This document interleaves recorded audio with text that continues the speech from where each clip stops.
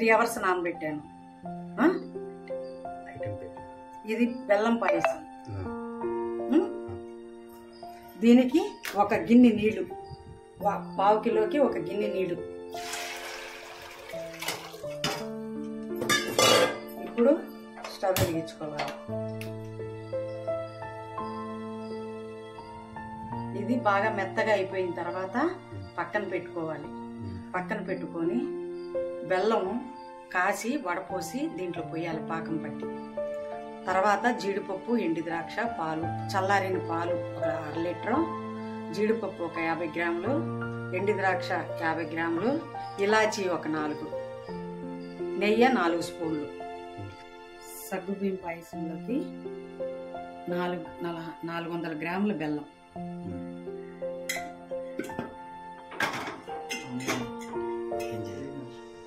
ఇది పాకం పెడతాం. నీళ్లు పోసి 1 గ్లాస్ నీళ్లు పోసి దీన్ని ఉడకబెట్టి వడపోసి దాంట్లో పోయాలి పాకం. సగ్గుబియ్యం పాయసం.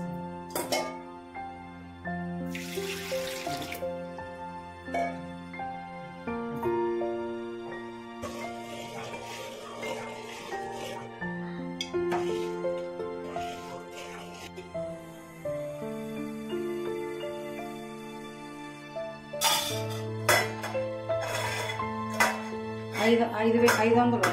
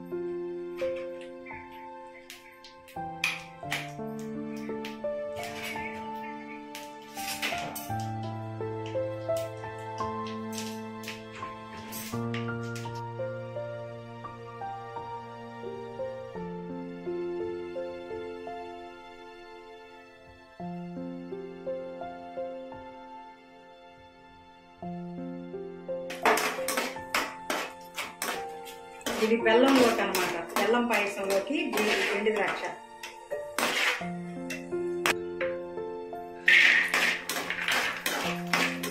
జీడిపప్పు, ఎండి ద్రాక్ష వేసి తీసాం కదా, జీడిపప్పు,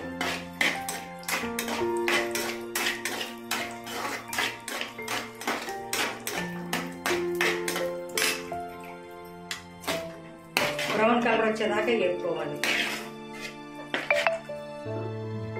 బెల్లం కాసి వడగట్టి పోస్తున్నాం దీంట్లో సగ్గుబియ్యం పాయసానికి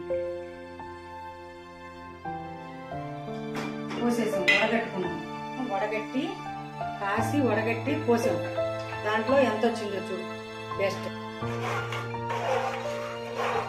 చల్లార్చిన పాలు 1/2 లీటర్ పోసుకోవాలి.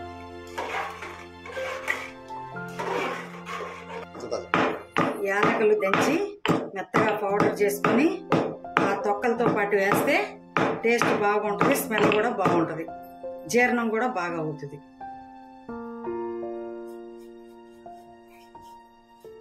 వేసుకొని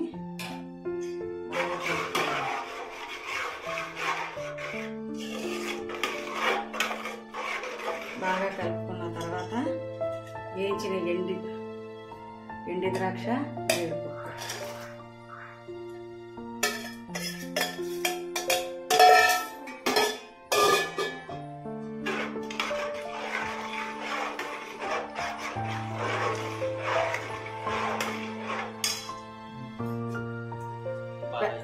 బెల్లం పాయసంలో బాగా కాసి చల్లార్చుకున్న 1/2 లీటర్ పాలు పోస్తున్నాను చూడండి.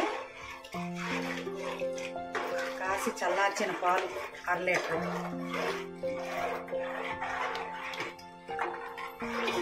సగ్గుబియ్యం, బెల్లం, యాలకులు, జీడిపప్పు, ఎండు ద్రాక్ష, ఇలాచి. సగ్గుబియ్యం 1/2 కిలో, ఒక 2 గంటల ముందు నానబెట్టుకోవాలి. 1/2 కిలో సగ్గుబియ్యానికి 400 గ్రాములు బెల్లం. బాగా ఉడికిన తర్వాత సగ్గుబియ్యం, బెల్లం కాసి వడపోసేయాలి.